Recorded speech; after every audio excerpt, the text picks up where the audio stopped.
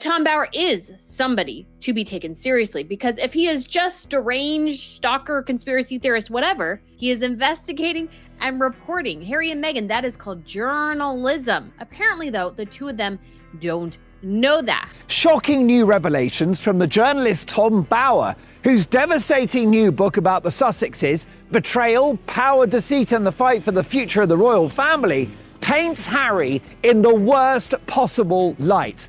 This book shows Harry to be quite the opposite, a thin-skinned, money-obsessed, status-obsessed grifter, and every bit as much of a preening narcissist as his wife Meghan Markle. My husband! Said that Harry had been brainwashed by Meghan, and that in fact members of the royal family felt that Meghan kind of changed Harry's personality, and he went from a fun-loving guy that we all loved and we all liked to this rather furrow-browed guy who seemed to hate everybody and everything. Something just shifted behind palace doors, and this time it's not a rumor.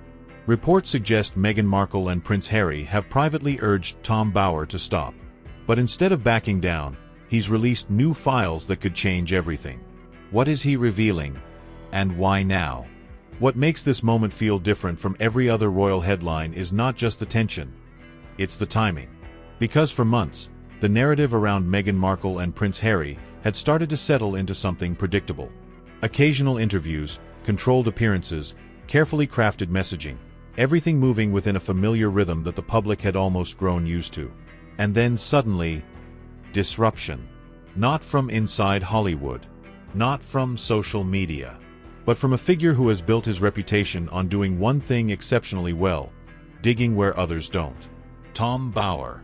For those who follow royal narratives closely, Bower isn't just another commentator. He represents something far more uncomfortable for public figures: documentation, timelines, records, and the kind of persistence that doesn't fade after a news cycle ends. And according to emerging reports, that persistence has now reached a point where it's no longer being ignored. Because behind the scenes, there are claims that attempts were made to slow him down. Not publicly, not dramatically, but quietly. The kind of pressure that doesn't make headlines, but signals concern. And that's where this story begins to shift from speculation into something more layered. Because when public figures respond to scrutiny, it usually follows a pattern. They address it openly, dismiss it entirely, or simply let it fade. But asking someone to stop? That suggests something different. It suggests that whatever is being examined has moved beyond casual commentary and into territory that feels sensitive. And this is where Bower's latest move becomes critical. Instead of stepping back, he reportedly pushed forward. New files, new references, new connections that, according to insiders, were not part of his earlier work. And that raises a question that sits at the center of everything. Why now?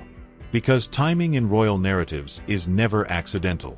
Every appearance, every statement, every silence. It all exists within a carefully balanced ecosystem of image, perception, and control. So when a figure like Bower chooses this exact moment to release additional material, it doesn't just add information. It disrupts control. And for a couple like Harry and Meghan, whose public journey has already been defined by breaking away from traditional royal structures, control over their own narrative has always been central. From their departure in 2020, to their interviews, to their projects in California, every step has been about redefining how their story is told. Which is why this situation feels different. Because this time, the narrative isn't coming from them. It's being shaped externally. By someone who isn't bound by palace protocol, isn't guided by PR strategy, and isn't concerned with maintaining a particular image. That creates friction. And friction, in royal storytelling, is where attention multiplies. Because now, it's no longer just about what's being said. It's about what's being challenged. What records are being referenced? What timelines are being re-examined? And most importantly, what details are being brought back into focus that many assumed were already settled? According to those following the developments closely, the material Bower is referencing doesn't rely on a single claim. It builds gradually. Small pieces, archived mentions, connections between past statements and documented records. Individually, they may not seem explosive, but together, they begin forming a pattern. And patterns are powerful. Because once the audience starts seeing patterns, they stop looking at isolated events and start questioning the entire timeline. This is exactly how high-retention narratives are built.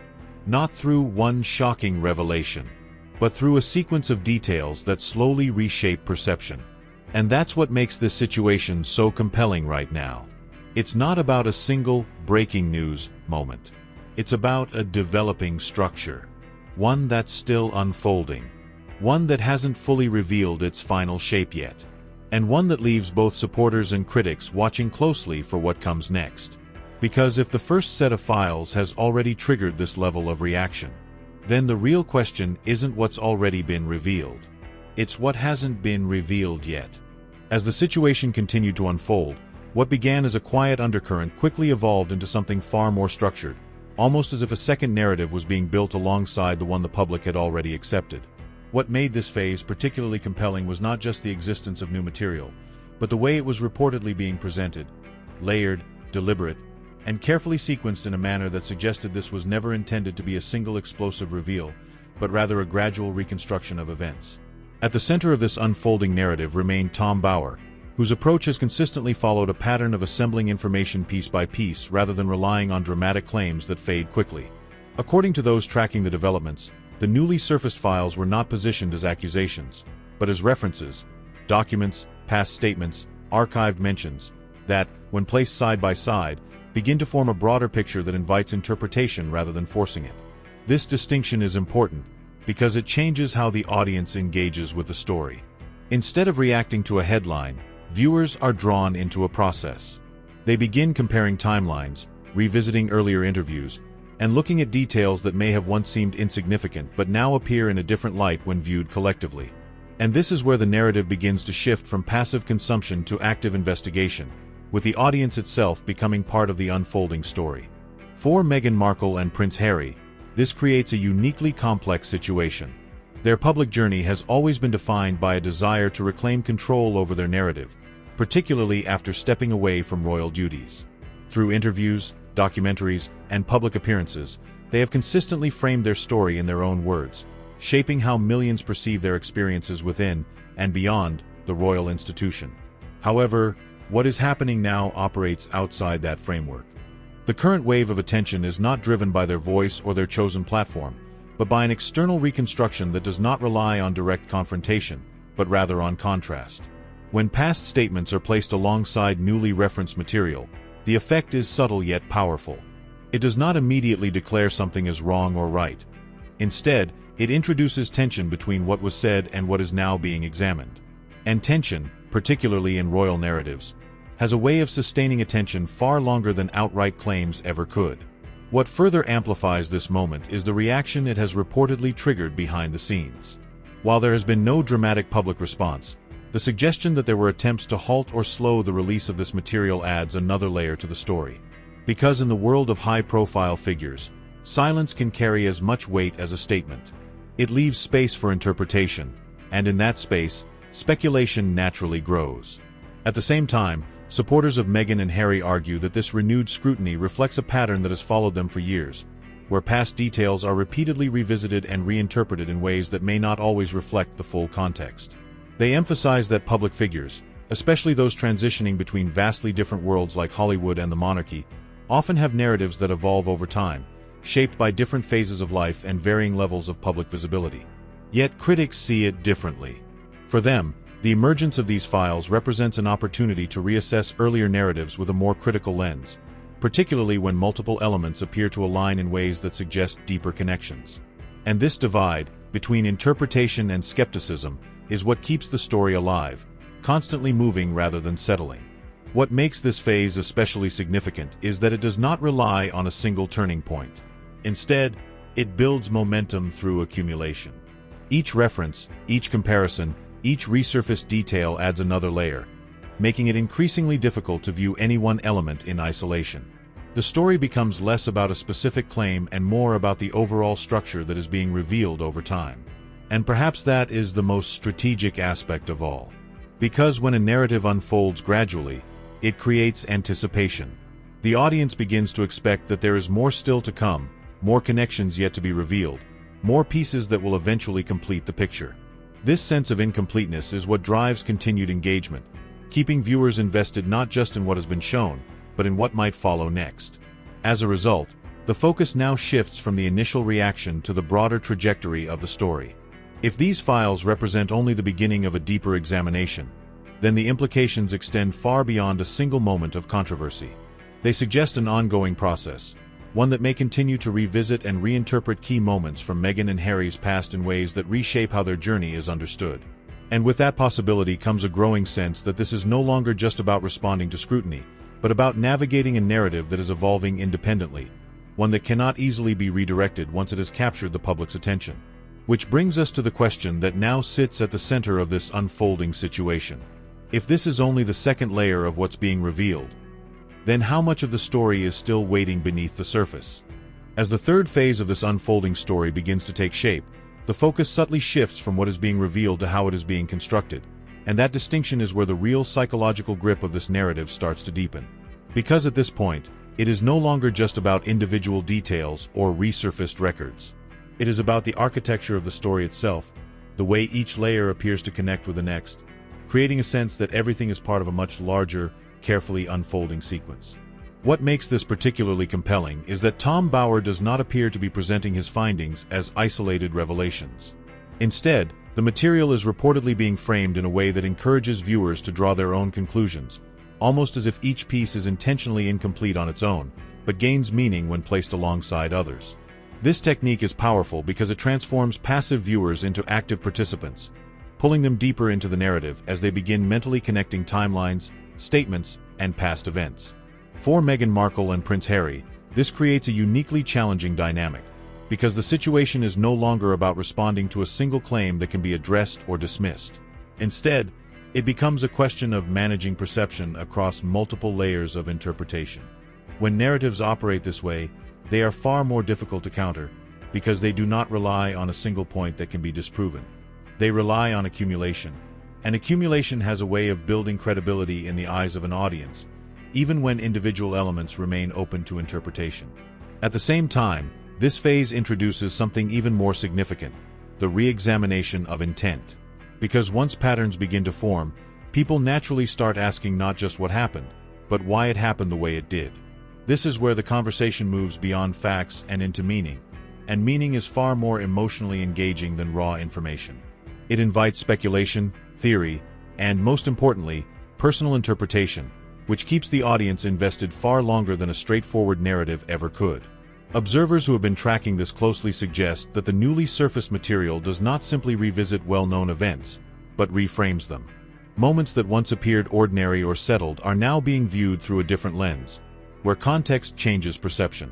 A statement made years ago might now be compared with a timeline that appears slightly altered. An interview once seen as routine might now carry different implications when placed next to additional references. This process does not rewrite history, it repositions it. And that repositioning is where tension intensifies.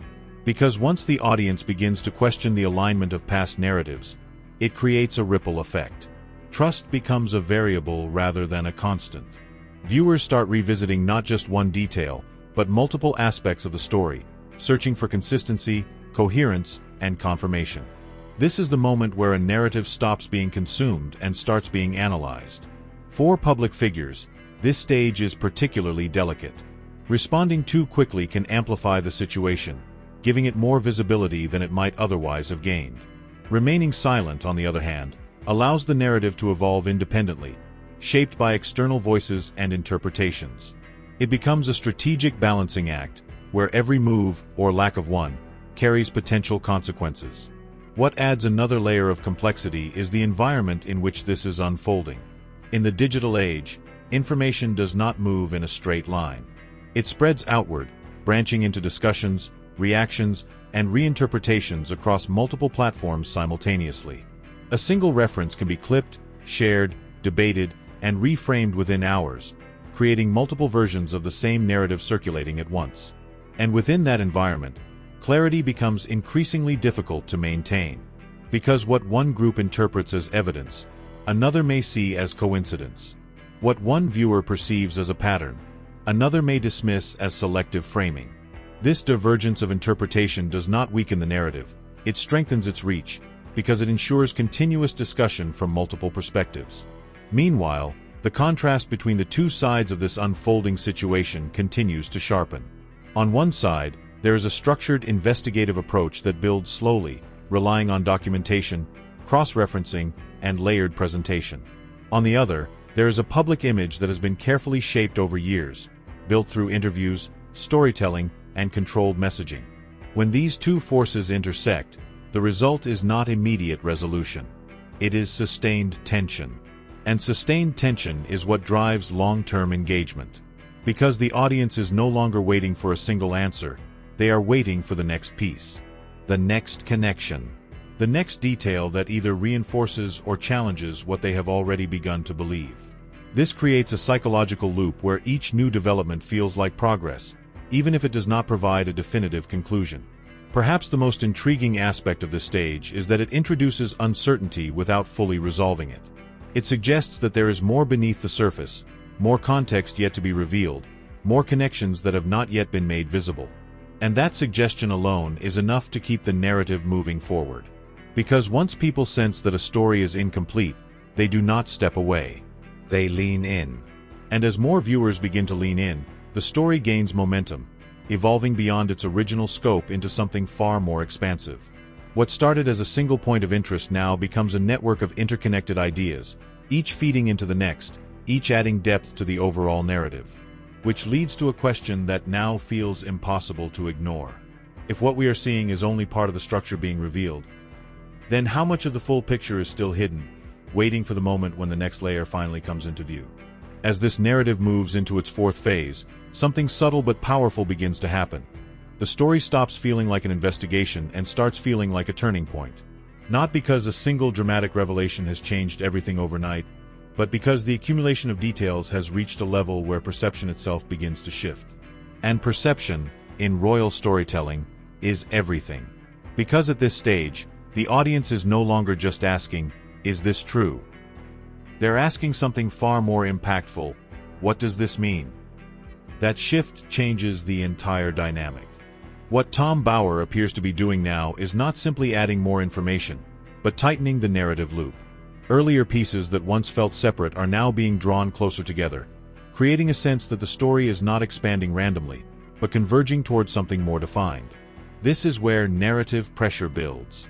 Because when multiple threads begin to align, timelines, past interviews, archived references, the audience naturally starts seeing coherence, even if no single piece delivers a definitive conclusion. And once coherence appears, the brain treats it as structure, and structure feels like truth. That psychological shift is critical. For Meghan Markle and Prince Harry, this is the phase where the challenge becomes less about controlling information and more about managing interpretation. Because once a narrative reaches this level, it doesn't rely on new facts alone, it feeds on how existing facts are perceived. And perception, once it begins to change, is incredibly difficult to reverse. What makes this moment even more intense is the growing contrast between silence and momentum. On one side, there is a steady release of structured material, methodical, layered, and designed to keep the audience engaged. On the other side, there is relative quiet. No direct confrontation. No dramatic rebuttal. Just a controlled absence of response. But in high-retention narratives, silence is never empty. It gets filled by speculation, by interpretation, by audience-driven conclusions. And that is exactly what we are beginning to see now. Across discussions, a new type of conversation is emerging. Not just about individual details, but about consistency. People are no longer isolating one moment or one claim. They are stepping back and looking at the broader picture, asking whether the story, as a whole, aligns the way they once believed it did. This is where the concept of narrative stability comes into play. Every public figure relies on a stable narrative, a version of their story that feels consistent over time. It doesn't mean every detail is perfectly remembered or recorded, but it means the overall structure holds together under scrutiny. When that stability is questioned, even slightly, it creates a ripple effect. Because if one part feels uncertain, the audience begins to revisit other parts as well. And that's exactly what this phase is triggering. Not a collapse of the narrative, but a re-evaluation of it. What's particularly strategic about the way this is unfolding is that it doesn't force a conclusion. There is no moment where the audience is told, "This is what you must believe." Instead, they are guided toward a space where they begin forming their own conclusions based on the connections they see. And conclusions that people arrive at themselves are far more powerful than ones they are given. Because they feel personal. They feel discovered. They feel real. At the same time, it's important to recognize that narratives of this scale are rarely one-dimensional. Supporters of Meghan and Harry continue to argue that much of what is being discussed lacks full context, and that piecing together fragments from different periods of time can create a misleading impression if not viewed carefully. They point out that public figures evolve, stories get retold, and details can appear different when removed from their original setting. And that perspective adds another layer to the story. Because now, it's not just about what is being revealed. It's about how it is being interpreted. And that creates a dual narrative. One built on investigation and reconstruction. The other built on defense and contextualization. Both running at the same time. Both shaping how the audience processes what they are seeing. And right in the middle of those two narratives sits the viewer. Watching, comparing, deciding. This is what makes this stage so powerful. Because the story is no longer being told in one direction. It's being negotiated in real time between different perspectives. And as that negotiation continues, something else begins to form. Anticipation. Because by now, the audience senses a pattern. They understand that each phase has brought a new layer. Each layer has added complexity. And each moment has moved the story closer to something bigger. So naturally, the question evolves again. Not what has been revealed, but what is about to be revealed next. Because if this phase is about convergence, about pieces coming together, then the next phase may not just add information. It may redefine everything that came before it. And now, as this story reaches its most intense point, it no longer feels like just another royal headline. It feels like a moment where everything is being quietly redefined. Because what started as a single thread has now become a fully formed narrative. Not driven by one claim. Not dependent on one document.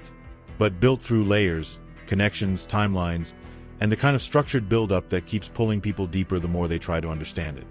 At the center of it all stands Tom Bower, not stepping back, not slowing down, but continuing to move forward, piece by piece, as if the story is still unfolding in real time. And on the other side, Meghan Markle and Prince Harry remain in a position where every move matters, even silence. Because at this stage, silence is no longer neutral. It becomes part of the narrative. It leaves space for interpretation. And that space is now being filled by millions of viewers who are watching, analyzing, and forming their own conclusions. Some believe this is long overdue scrutiny. Others see it as another wave of selective framing. But what cannot be denied is this. The conversation has shifted. This is no longer just about defending a story. It's about whether that story still holds together under pressure. And once that question enters the public mind, it doesn't disappear. It grows. Because people don't just want answers anymore. They want clarity. They want consistency. And most of all, they want to know what comes next. Because if everything we've seen so far is only part of a larger picture, then the biggest revelation may not be behind us. It may still be coming. So now, we turn it over to you. Do you think these new developments are revealing something deeper that has been overlooked for years? Or do you believe this is a narrative being reshaped without full context? Drop your thoughts in the comments below, because this is one of those stories where every perspective matters. If you found this breakdown compelling, make sure to like the video and subscribe to the channel for more high-retention deep dives into the stories shaping the modern royal family. And stay with us. Because in a story like this, the next chapter doesn't arrive quietly, it changes everything.